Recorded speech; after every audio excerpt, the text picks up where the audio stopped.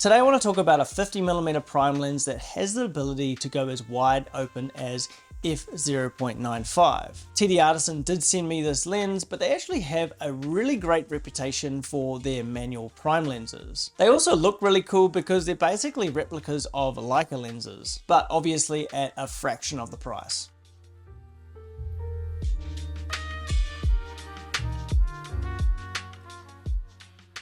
The first time I actually tried out this lens, I was really surprised.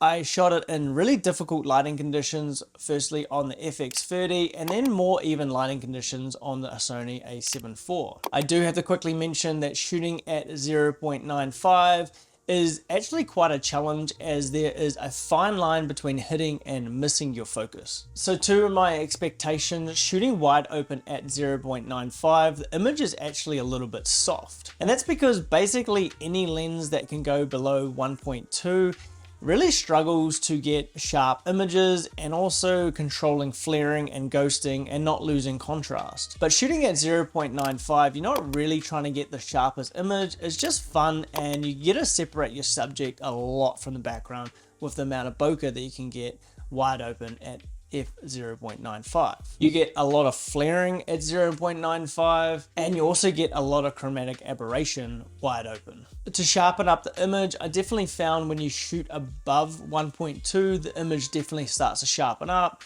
with the sweet spot around f1.4 to f2. And this lens really reminds me of a vintage lens, as you get a lot of ghosting and a lot of flaring within the lens. You also get these funny bokeh triangles down on the bottom of the image, and then the bokeh starts to go more oval and then into circles as you move into the center of the image. Also, the highlights get this like vintage bloom to them, as if you're using like a Pro Mist filter. And this lens is definitely built and looks like a vintage lens. And just like a vintage lens, it is fully manual. So that's not only the focus is manual, but also you have to manually set the aperture. It is an all metal build, there is no weather sealing, so if you are shooting in rainy or dusting conditions, you have to be careful, because you will get that dust and moisture into your camera body, and you really don't want to get dust and moisture into your sensor or your shutter. The aperturing is clicked, but it's not really like you hit a click point and it stops. You can kind of like go past the clicking point.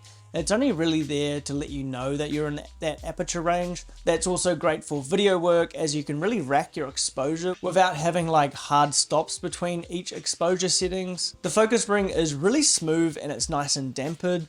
The only really one issue I do have with the build quality of this lens is that more of a personal preference, as that is the focus is like 360 degrees, where I prefer to have a much shorter focus throw of 180 degrees. Also, the focus ring and the aperture are the wrong way around in my opinion. I much prefer to have the focus to be at the front element of the lens. This enables me to get much more stable footage, as when you're changing your focus when it's so tight to the sensor, you just end up having shaky footage.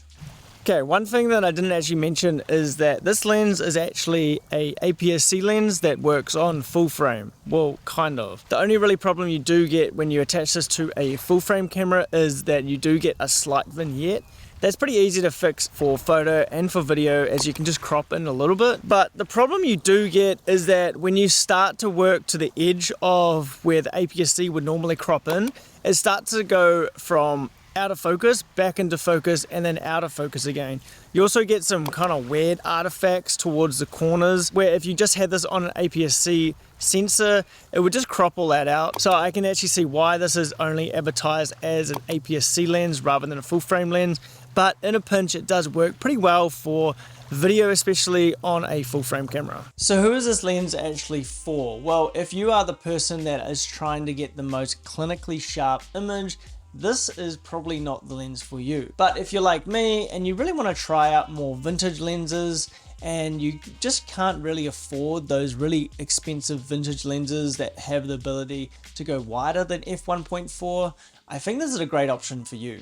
I actually think this is a better option than buying vintage lenses, as when you buy a vintage lens, you don't know if it has fungus, or the aperture blades are greasy, or the aperture blades are missing, if the focus works, if the aperture ring even works. You also need to find a way to mount it to your camera. Where shooting on this TTARTISAN, you actually get really sharp results above 1.4.